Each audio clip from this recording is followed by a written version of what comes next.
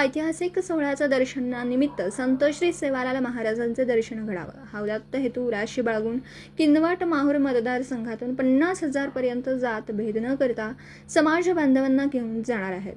त्यासाठी सचिन नाईक मित्रमंडळ कामाला लागले असल्याचं वृत्त आहे।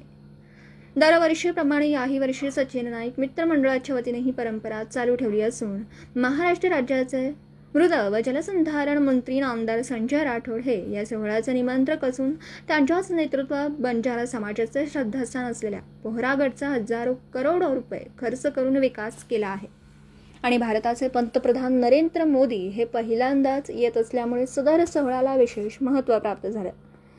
त्यांच्यासोबत महाराष्ट्राचे मुख्यमंत्री माननीय एकनाथ शिंदे, उपमुख्यमंत्री देवेंद्र फडणवीस, उपमुख्यमंत्री अजित पवार हे सुद्धा येणार आहेत।